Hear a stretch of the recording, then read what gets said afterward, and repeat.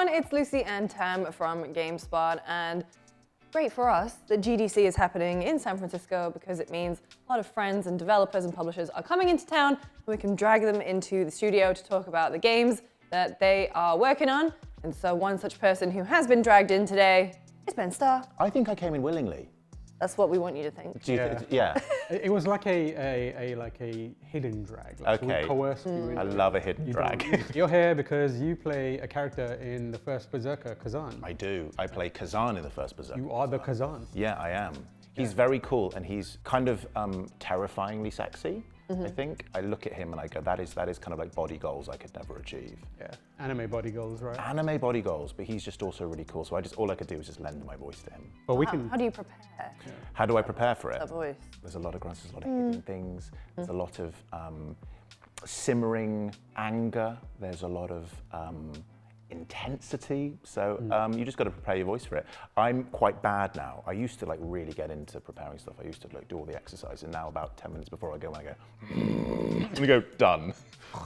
Yeah. I'm in. But it's a really cool role, and it's one of these things where I feel really lucky because I did like a blind audition for it, and I got it, and I was like, I don't think they're going to want to use me, and then I saw the trailer for it at actually the Game Awards a couple of years ago. And then I kind of knew what it was before I went in to actually audition for the part. And I just thought, I really want this. And it's very rare that a game comes along where you go, I really want to be a part of it. And then, so I was quite nervous going into the audition. I didn't think I'd done a very good job.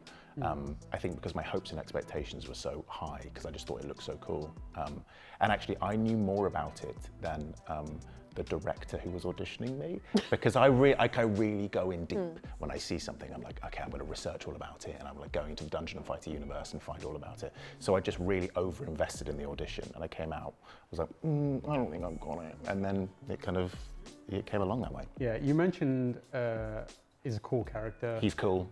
We actually have a video that we're going to roll real quick. Cool. That is voiced by Ben Starr.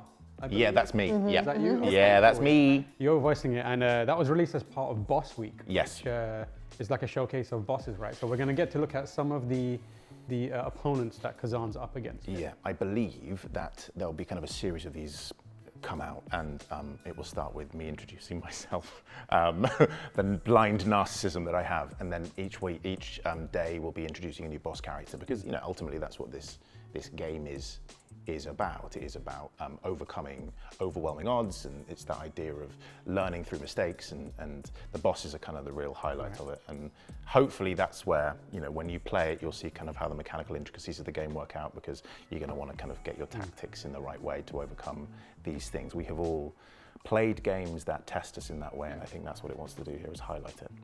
This is Ben Starr, the voice of Kazan. And this is Blade Phantom, Warden of the Underworld.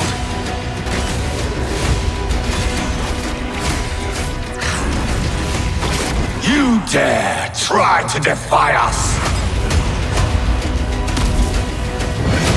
Why fight the inevitable?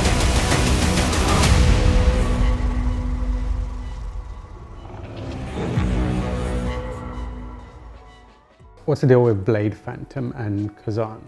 The game really hinges on the relationship between Blade Phantom and Kazan. So when you first meet Kazan, he is completely broken. He's been betrayed by the Pelos Empire after being this wonderful hero, and then he's left broken. His body is essentially just ripped apart into shreds, so he can't really even function. And then his body is seen as this perfect vessel for Blade Phantom, who is this, as we see here, the kind of the guardian of the underworld, who has this amazing ability to master all forms of combat. So Blade Phantom goes, oh, that's a nice body, I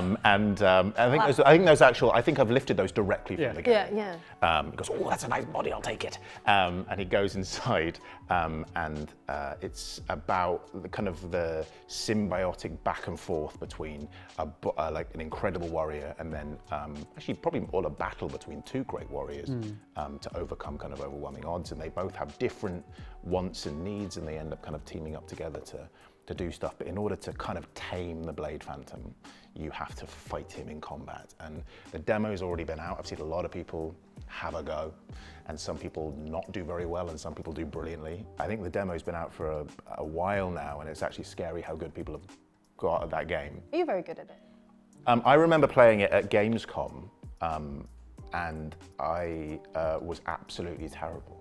I was really, really bad first because I really wanted to show off. But also in your defense, playing a game on a convention show floor, very different experience to playing it at home where you can sit and take your time. Yeah. And Also, when you're being filmed, Yeah. like they went, oh, this is cool. We'll get Ben playing it, and I thought, oh, I'll be really, really good.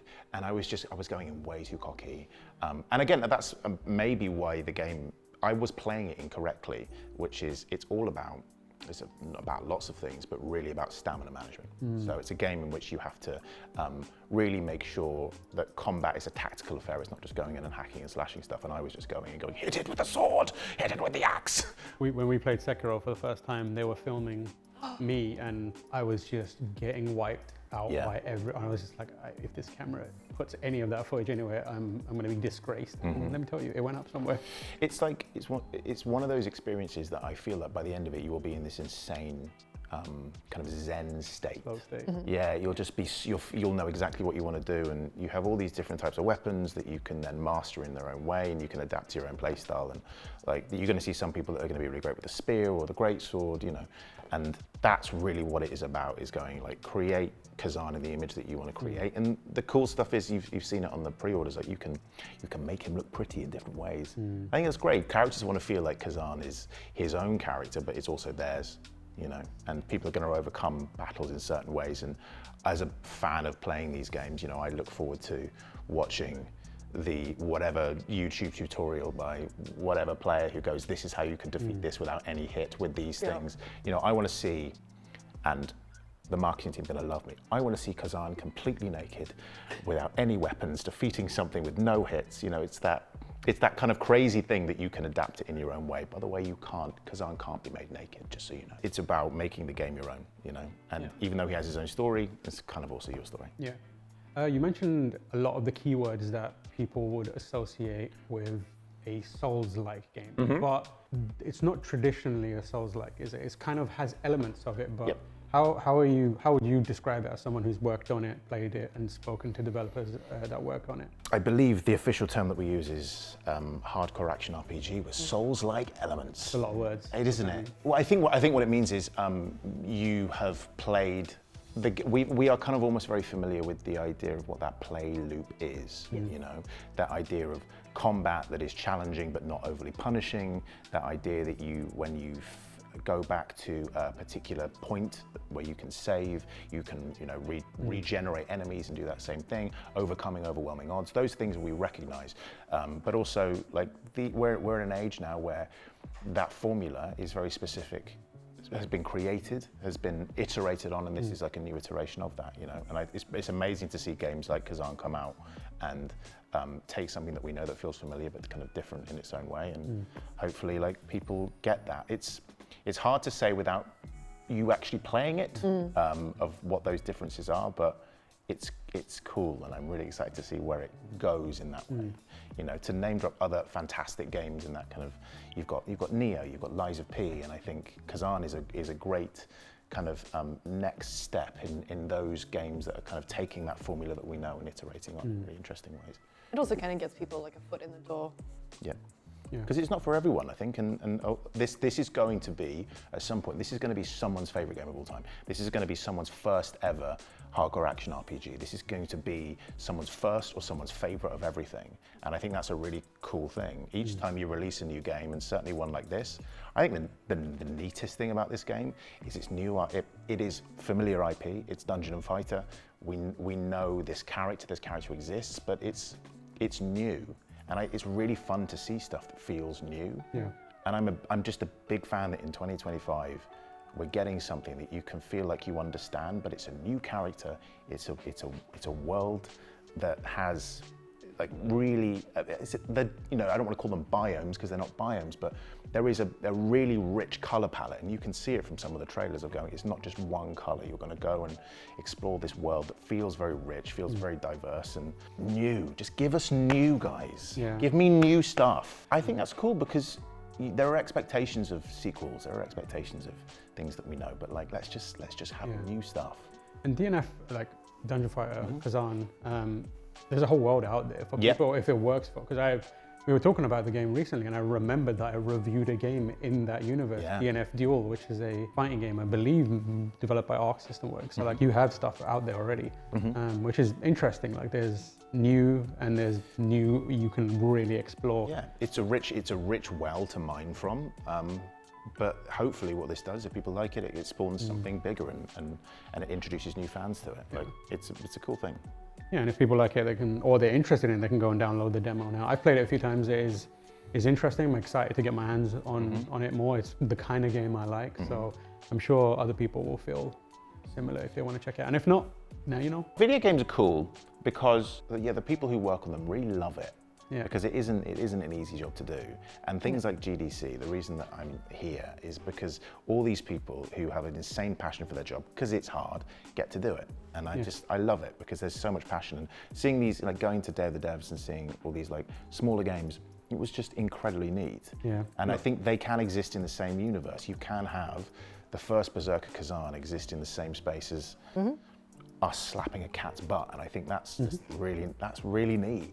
There's also loads of students there as well that Yeah. are like, oh, we made this at university, now we're just touring it around. So it's good to see Yeah. like the next generation of developers kind of cutting their teeth on a lot of this stuff. Innovation is important. Like we can't just have iterations. We can't have sequels. We can't like. I think let's find new ways of expressing ourselves through story, through mechanics. I think video games are so adolescent that actually there is room for new stuff, and don't be scared. So please make cool stuff, people.